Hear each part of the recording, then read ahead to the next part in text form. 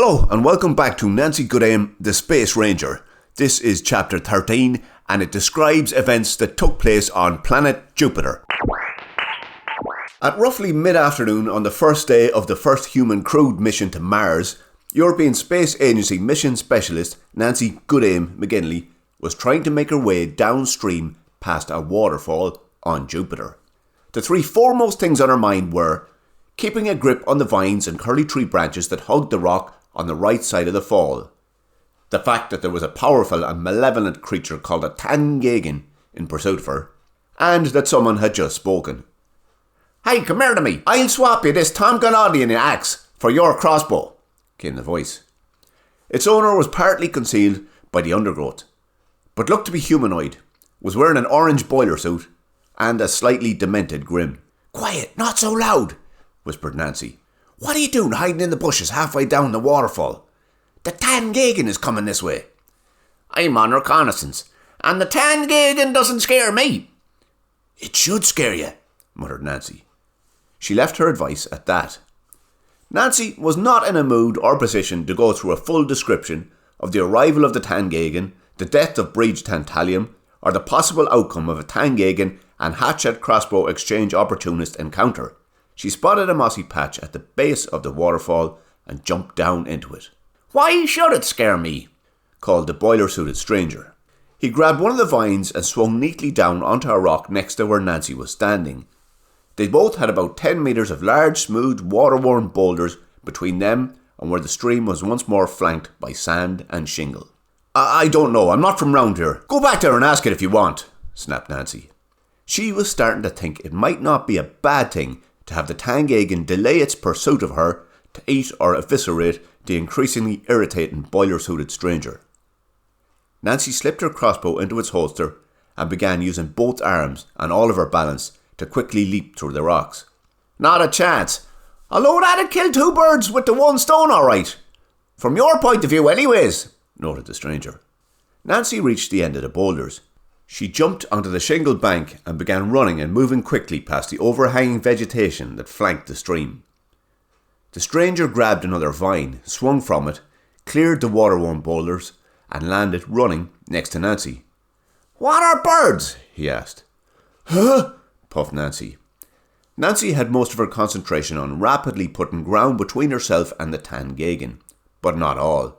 "Why do you want to know about birds?" she asked. "Oh, just because I've never fully understood what that bird bush proverb means. Well, I mean, I know what it means and when to use it. It's just we don't have birds on Jupiter. I was wondering if they're like whistling spontalagers." "Will you just shut up? I'm trying to get away from the Tantallium." Nancy could feel her limbs tiring. "If you really want to get away from that creature, then all you need to do is climb a tree. It's a well-known fact that the Tantallium can't look up." "Bríd Tantallium never said anything about that." That old codger is mad as toast. I wouldn't hate her." "She's dead." "Well, that's a shame. The wizard Oblong's not going to like that. Bríd used to wash his jocks, you know." "Yes, I know. She was a brave woman," puffed Nancy. Her arms, lungs and legs were burning from the exertion. She slowed to a trot and stopped. The stranger stopped next to her, scratched his chin and looked blankly at the tree canopy and said, "Where did you say you were from?" "I didn't," replied Nancy. She could sense evil closing in on her. Something in her told her that Tantallium had cleared the waterfall and was now close. "We should hide," she said. "Well, you know what they say. It's better to hide and hope things will be fine than taking a ride with a Spangordial vine," said the stranger. He grabbed a remarkably large vine with one hand and thrust it towards Nancy. "Sorry, they say that the other way round. I have it backwards. Anyways, just wrap this around yourself and hold tight." Nancy couldn't see the sense in the stranger's advice, but she was being chased by an evil entity on Jupiter at 2:30 on a Wednesday and was too exhausted to run any further. So she coiled the trailing stem around her waist. The stranger seemed to have read her thoughts. "I'll tell you this much. You won't outrun the Tantallium. Your best bet is to get above it. Hold tight."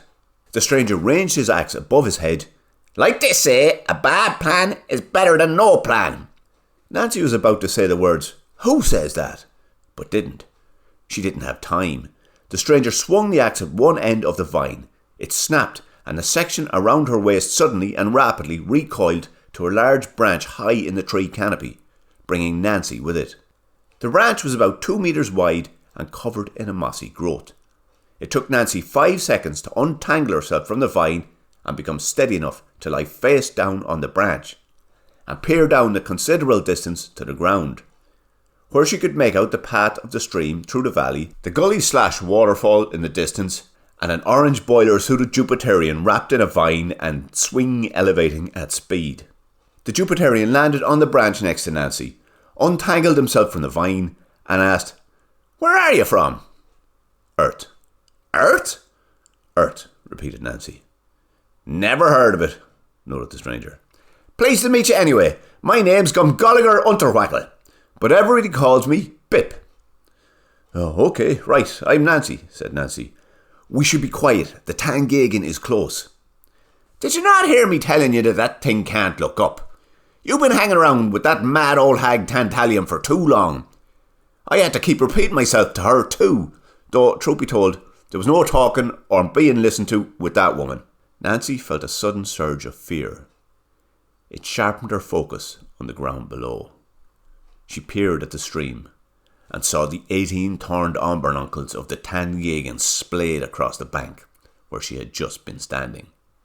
"Sorry, I didn't mean to speak badly of Bríd," whispered the stranger/Gulliger Unterwackle/Bip. "After all, she did kill the devil, and if she hadn't done that, then none of us would be here. Well, maybe you. But in any case, she was brave. Just stone mad." "Whisht," whished Nancy. It was clear the Tangagan had heard them. What was also clear was that it couldn't figure out where they were. The creature darted forward, backwards, from side to side, and around in a big circle. "Don't worry, Nancy, this always happens with the Tangagan. He'll get tired and bugger off eventually." Nancy didn't really have a point of reference for the getting tired of the Tangagan. She suspected that, despite his extreme skill with the tree canopy vines and an axe, Gulliger Unterwackle/Bip was a bit of an idiot. And in spite of Bip/Gulliger Unterwackle's reassurance, Nancy kept a silent, unbroken watch on the creature below. Now, if Nancy had been born and raised as a Jupiterian, and had been forced to hide out in the Forest of Parables, either by design or stupidity, then she would have realised what she could see below was the Tangagan extending its anterior phalunticle and tracing the air-bound Halobanak markers. The Tangagan becoming confused, the Tangagan becoming angry, which was pretty much its default emotion, and the Tangagan scuttling off downstream in the vain hope of finding and eviscerating some victims. Nancy paused for 3 minutes after the Tangagan moved out of sight, and then asked, "What are you doing in this forest, Bip?" "I should be asking you that," he replied. "What are you doing here?" I'm on a mission to rescue European Space Agency Mission Commander Jerry Staunton and 2 Martians known as Budada and Flirt, and possibly the crew of San Laika 2, from Sosman Borkstapel." "Borkstapel, huh? Sosman Borkstapel. I take it you're not a fan?" asked Bip/Gulliger Unterwackle. "Of Sosman? No. Well, I barely know anything about him. I just want to rescue my friends and get back to Earth." "Good. Very good. Because he's a bollocks. Now, the Sosniaks are a bunch of flutes, but Borkstapel is a bollocks. Which is why I helped set up the Hoblograneker Defence League. Well, I set up the HDL to try soften the cough of those muppets before they wreck the solar system. But him being a bollocks is sorta linked." "Right," replied Nancy. She couldn't think of anything else to say.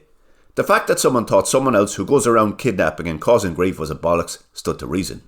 However, the Hoblograneker Defence League part of the stranger's statement was not something Nancy wanted to get into. And the way Bip had dropped in the fact that he helped set that organisation up suggested to Nancy that he was eager to go into a long explanation about what it was. "Very good," she added. "What's the best and easiest way to get down from here?" In theory, her words should have cut short Bip's words, or at least bypassed any Hoblograneker Defence League reminiscing. In theory. "The Hoblograneker Defence League is the reason I've had to hide out in this forest," replied Bip. Right, that's nice, said Nancy. Anyway, the stream below told me my friends were hiding out in a zoggledong bush about 3/4 of a mile upstream. Is there a way of swinging back there on the vines? The stream told you that? Well, it must be true. The stream never lies. Anyway, the Hobler Graniker Defence League began with a meeting. 6 Jupiterians attended. But one of those 6 betrayed us. Uh-huh, said Nancy. She looked around to see how she might descend from the branch. The branches of the surrounding trees were close and intertwined, but to move through them would be slow, dangerous and awkward. Could one of those vines swing back there? She asked. Bip absent-mindedly selected a vine and began testing its strength by pulling and yanking. He continued speaking as he worked. That lad who betrayed us went on to great things in the ranks of the Sosniaks, and the rest of us had to flee to the one place nobody would chase us. Here. The Forest of Proverbs. Here, wrap this around you, same as the last time. Nancy had barely finished looping the vine around her waist when Bip swung the axe. The next 2.76 seconds were a blur of vegetation. After that, she found herself gently dropping to the right bank of the stream and recognising a bend in the river. A pair of European Space Agency Mars Mission EVA boots placed next to a rock. The rock had a pair of European Space Agency Mars Mission thermal socks drying on it. Next to the rock was European Space Agency Mission Specialist Bart McMurrow, staring at his feet, which were standing in the water. And next to him was the Martian waitress/astronaut Martina Ruddlesplitch. The Jupiterian known as Gumgolger Underwackle/Bip swung from a vine onto the shingle bank next to her, which caused Bart to look over. He looked surprised and lost for words. What are you doing, Bart? Asked Nancy. Bart looked to Nancy, then to Bip, and finally to his feet. Cooling my feet, he said. Yours must be boiling too. Non-breathable silicone rubber and wire mesh might work great in theory, but the reality of space exploration calls for sandals. I'll tell you something. I'm going looking for a shoe shop the minute we get to Sosman City. Hobble Graniker, corrected Martina. Exactly right, agreed Bip. Where are Chuz and the sheriff? Oh, they went back upstream looking for ye. I tried to tell them that the best plan would be to stay put and you find your way back, but the sheriff said the gut had told him to lead a search party. The gut works in mysterious ways, added Martina. There's mysterious and there's plain stupid. Wait till you hear this, Nancy. The sheriff reckoned the best plan would be to head back upstream, in the direction we just came, because Sosman Borkstapel wouldn't expect us to do that. Bart rolled his eyes in disgust, picked up one of the ESA thermal socks from the rock it had been drying on, wrung it out, and put it on before continuing. I tell you, that sheriff is daft as a brush. Sosman, who isn't expecting us, is supposed to be confused by us heading in the opposite direction of where we want to get, according to a magical entity called the Gut. And Chuz believed him. I believe him too, interrupted Martina. Then why didn't you go with them, Martina? Asked Nancy. Because I thought it was a bad idea. I suppose you could say I had my doubts. But the Gut works in mysterious ways. And maybe I was supposed to have doubts and think it was a bad idea. So I stayed put to be on the safe side. How did you avoid the Tangagan, Nancy? What we did was hide in that bush over there, and the creature scuttled right by on its way downstream. The Tangagan can't look up, said Nancy. Nancy turned to Bip and gestured at Bart and Martina. Sorry, Bip. This is European Space Agency Mission Specialist Bart McMurrow, and this is Martian astronaut Martina Ruddlesplitch. This is Bip. He's the founder of the Hobble-Graniker Defence League. Well, it's now called the Continuity Hobble-Graniker Defence League. I split with the others, said Bip. And the two of you are right not to head back up the stream, if you're planning to get the Hobble-Graniker, because that's the wrong direction. How could your friends not realise that? He came from upstream. The sheriff's a dope. If it wasn't for the fact that he's a vessel for authority, nobody would pay a blind bit of notice of him, noted Martina. What authority? Asked Bip. Well, Martian law for a start, and now the authority of the creator of the universe. At least since this afternoon, when the Gut started talking to him. He speaks with the Gut? Incredible. That mad old Bríd Tantallium was the only other person I know to have heard the Gut. It's a pity that fella and his buddy will be dead soon." "What is your friend on about, Nancy?" asked Bart. "I don't know, Bart," replied Nancy, and paused for a second. "What do you mean, Bip?" "I mean that if they don't have the sense to get clear of Polynias Valley before the sun goes down, then they'll be eaten. Or eviscerated. And then eaten." "Eaten by what?" "The marmsticles." Bip paused to briefly look upstream and agree with himself. "Yep, anyone stupid enough to go wandering up the stream in the direction they came from deserves to be eaten." He then gave a quick cough and agreed with himself a second time. "Yep, as sure as night follows day, they'll be eaten alive, and if it's not the marmsticles that get them, then it'll be the chugflankers." Bip nodded sagely and uttered a third self-agreement. "Yep, eaten by marmsticles." Bip then turned to stare worriedly at Nancy, Bart and Martina. "Actually, we better get going. It'll be dark soon," he said. "Going where?" asked Nancy. "What do you mean dark soon? It's only late afternoon," asked Bart. Bart was confused by the word marmsticles, but the associated eaten alive words put a nervous tone into his question and inspired him to rapidly put on his second ESA issue thermal sock and both ESA boots. "Going up and away from harm, Nancy. And late afternoon is twilight on Jupiter, Mission Specialist Bart McMurrow. So it's too late to warn your friend the sheriff and what was the other lad called?" "Chuz," replied Nancy. "Chuz? That's a Jupiterian name. Is he anything to Chuz Rontalplex?" "He is Chuz Rontalplex," said Bart. "Chuz Rontalplex? Chuz Rontalplex, the famous immigration official?" I suppose so." "Good, very good. With a bit of luck, we might be able to hear his death screams," noted Bip. "How is that good?" asked Nancy. "Will you not listen to what I said when we hit above the Tangagan, Nancy?" A bit. Could you remind me?" Bip looked insulted, or at least raised his eyebrows and rolled his eyes, which was most probably a Jupiterian demonstration of insult. "The man who betrayed the Hobla Graniker Defence League went on to great things in the ranks of the Sosniaks." "Right," said Nancy. "And, what's that got to do with Chuz Rontalplex?" "I told you, Chuz Rontalplex betrayed the Hobla Graniker Defence League and was rewarded with his own spaceport to mind, which is the highest honour you can bestow on an immigration official." "You never said that," said Nancy. "Well, I meant to," snapped Bart. "And it's the thought that counts. Now, we better get at high ground before sunset. For you know what they say, the night is your enemy around here." "Who says that?" asked Martina. "It's a proverb. Everybody says it, especially around here. Everyone grab themselves a spongordial vine and make sure it's a little bit crusty, but not too bad. I'll cut the tethering ends and launch us into the tree." Bip got 3 blank expressions from Martina, Bart and Nancy in return for his unclear instruction. "Grab a spongordial vine." "Nancy, you must know what I mean. You just did it twice. And hurry up. You know what they say. Those who do not master time will have time as their master." Bip nearly got a continuation of 3 blank expressions in return for his proverb. Nancy was the exception. Bart, Martina, grab a vine and wrap it around your waist," she said.